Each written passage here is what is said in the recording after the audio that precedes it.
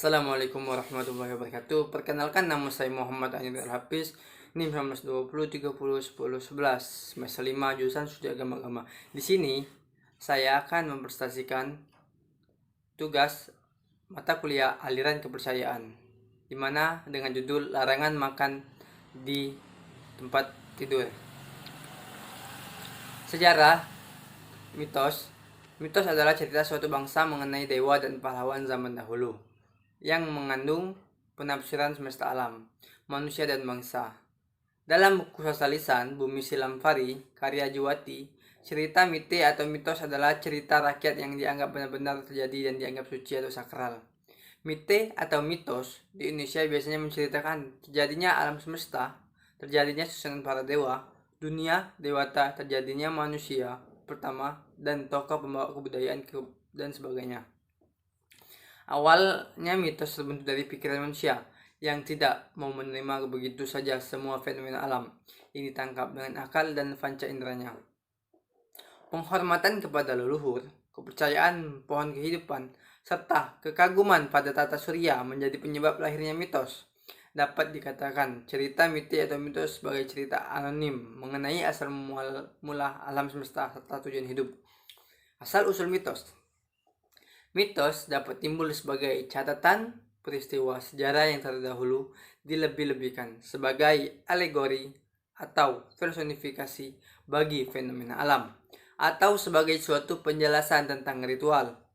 Mitos adalah bagian dari suatu folklore yang berupa kisah berlatar masa lampau, serta dianggap benar-benar terjadi oleh yang mempunyai cerita atau pengetahuannya. Mitos dalam Islam.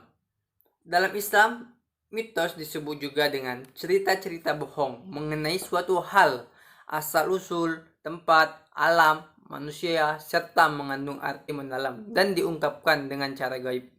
Sedangkan Islam menyebutnya khurafat atau juga disebut dengan keyakinan yang tidak mempunyai landasan kebenaran. Islam adalah agama yang percaya tentang kebenaran. Tolak ukur kebenaran adalah bersumber pada wahyu Allah Subhanahu wa taala, baik dalam tokok ukuran Al-Qur'an dan Al-Sunnah. Dalam Islam, mereka yang tidak menggunakan akal dan hati mencari dan mengamalkan kebenaran, mereka akan dimasukkan ke dalam neraka. Kepercayaan terhadap khurafat dan mitos dalam bentuk ritual tertentu, baik sajen, ruatan, dan yang lainnya, untuk memohon kebaikan dan meminta perlindungan telah menyimpan dari prinsip dasar Islam yang mengajarkan tauhid, yaitu berdoa, memohon kebaikan dan berlindung dari keburukan hanya kepada Allah Subhanahu wa taala semata.